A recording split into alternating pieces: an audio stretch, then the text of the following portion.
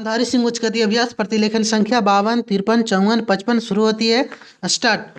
महोदय, यद्यपि योजना के अंतिम रूप पर यह औपचारिक बहस अब हो रही है, हमने योजना के प्रारूप के बारे में काफी ब्यौरेवार विचार किया था।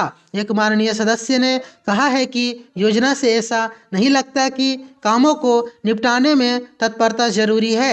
मैं समझती हूँ कि योजना के प्रारूप और उसके अंतिम रूप में यही अंतर है।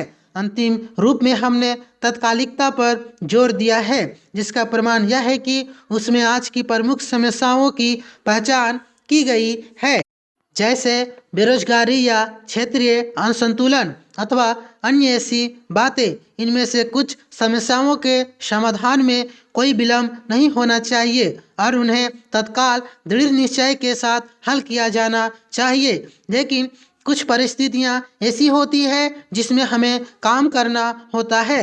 कुछ मान्य तरीके हुआ करते हैं। इनमें से एक है लोकतंत्री प्रक्रिया। बहुत से लोग चाहते हैं कि हम कई काम एक साथ करें और इनमें से कुछ के बारे में हम सहमत भी हैं कि वे सही काम है, लेकिन हम लोकतंत्री प्रक्रिया के प्रति वचनबद्ध है। हम जनता की राय से काम करने के लिए प्रतिबद्ध है। हमें अधिकाधिक जनता और पार्टियों को अपने साथ लेकर आगे बढ़ना है।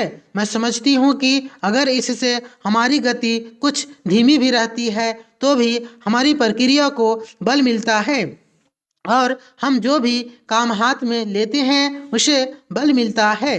पैराग्राफ। दूसरा तरीका मिश्रित अर्थव्यवस्था का है, जिससे शायद कुछ लोग सहमत नहीं है, लेकिन जिसे हमने अपने लिए निर्धारित किया है।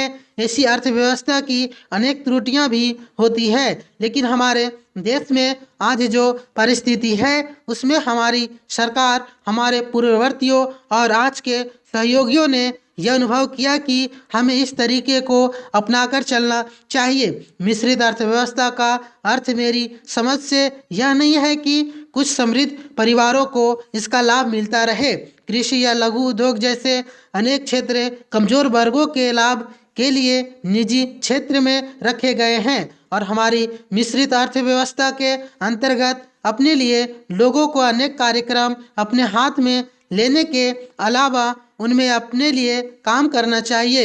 मुझे मालूम है कि स्वाधीनता के तुरंत बाद जो स्थिति उत्पन्न हुई थी उसका कुछ परिवारों, ग्रुपों, व्यावसायिक घरानों ने निजी स्वार्थ के लिए लाभ उठाया। महोदय, हम सभी इस बात के शिकार हो जाते हैं कि अपने दलगत स्वार्थ में आकर गलत काम कर बैठते हैं। कभी भाषा और कभी किसी प्रदेश के स्वार्थ में ऐसे प्रश्न उठते हैं जो हमारे राष्ट्र की एकता को कमजोर करते हैं। पैराग्राफ। अभी एक माननीय सदस्य ने यह प्रश्न उठाया और आरोप लगाया कि भारत सरकार कुछ प्रदेश के साथ इंसाफ नहीं करती। भारत सरकार कुछ प्रदेशों के प्रति पक्षपातपूर्ण नीति अपनाती है।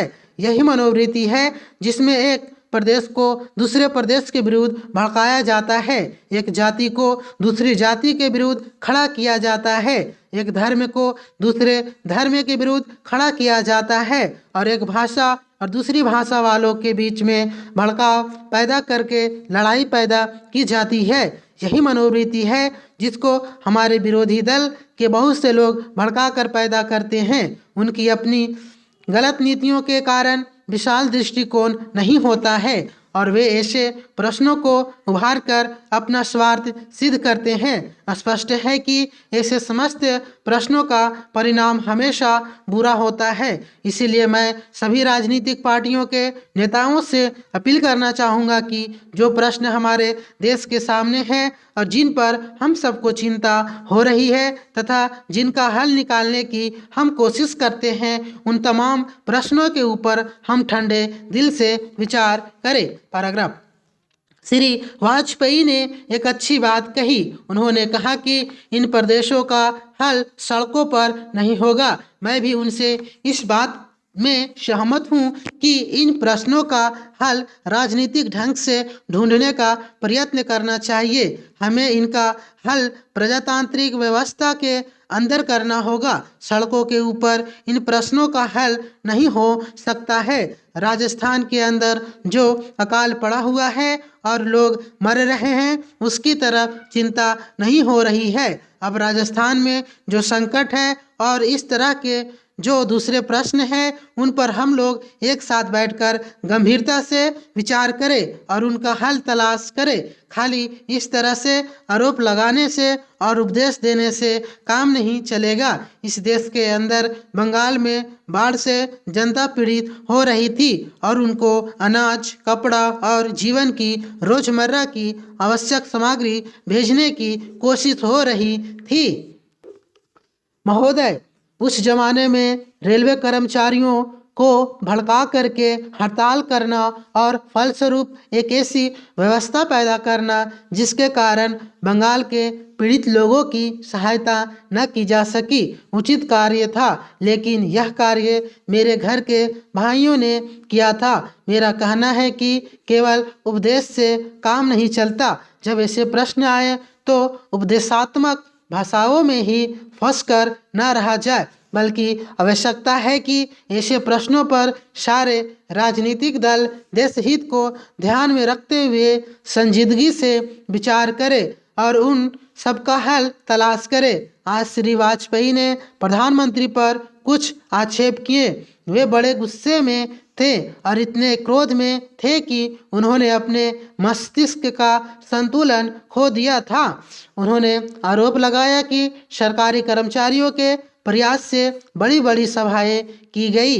मैं वाजपेयी जी का गुस्सा और उनका असंतुलित होना समझ सकता हूँ। उन्होंने यह भी कहा कि प्रधानमंत्री जी ने इन चुनाव के बीच अपने भाषण में जनमानस को ऊपर उठाने की कोशिश नहीं की, मूलभूत प्रश्नों को देश के सामने रखने की कोशिश नहीं की और आज जो राष्ट्रीय दिक्कतें और परेशानियां हैं, उन पर जनता को शिक्षित करने की कोशिश नहीं की। पैराग्राफ।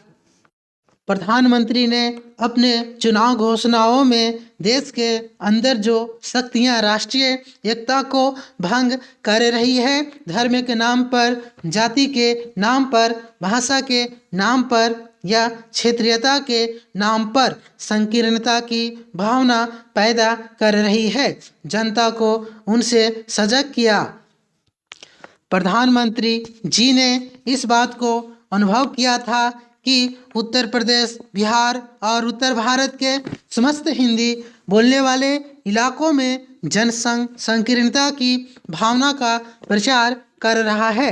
जिस प्रकार से जनसंघ सांप्रदायिकता की भावना को बढ़ावा दे रहा है, राष्ट्रीय शक्तियों को तोड़ने की नीति चल रहा है, उससे हमारे राष्ट्रीय मूल, राष्ट्रीय नीतियां और राष्ट्रीय एकता खतरे में है। इसलिए प्रधानमंत्री ने जनसंघ के ऊपर इस बात का प्रहार किया था कि वह सांप्रदायिक शक्ति है और उससे जनता को सावधान हो जाना चाहिए।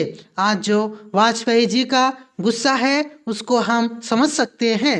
उन्होंने एक सपना देखा था, एक सुनहरा सपना, उत्तर प्रदेश में अपनी सरकार बनाने का, बिहार में अपनी पार्टी को बहुमत प्राप्त कराने का। सभापति महोदय, वित्त मंत्री महोदय ने जो बजट सदन के सामने प्रस्तुत किया है वह बहुत ही बुद्धिमानी के साथ तैयार किया हुआ बजट है। उन्होंने कोशिश यह की है कि अमीर और गरीब कोई भी कर से बच ना पाए, लेकिन उन्होंने उद्योगपतियों को थोड़ी सी छूट भी दी है। जो बड़े बड़े पूंजीपति लोग हैं उनको कर से कुछ मुक्त किया है, कुछ सुविधाएं दी है।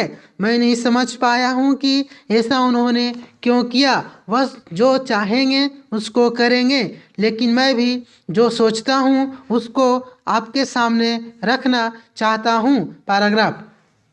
इस विषय पर 3-4 दिन से चर्चा हो रही है। मैंने उसको सुना है। इस या उस पक्ष के किसी भी माननीय सदस्य ने यह निवेदन नहीं किया कि खाद और पंपिंग सेट के ऊपर जो कर लगाया गया है वह उचित है। सभी ने यह कहा है कि उसको माफ कर दिया जाना चाहिए। जब सारे सदन के लोग, सभी प्रतिनिधि एक आवाज से कहते हैं कि खाद और पंपिंग सेट के ऊपर कर न लगाया जाए, तो मैं समझता हूँ कि उनको इस बात को मान लेना चाहिए। ऐसी कोई बात नहीं की जानी चाहिए जिससे किसान रुष्ट हो, उसके उत्पादन में बाधा पड़े।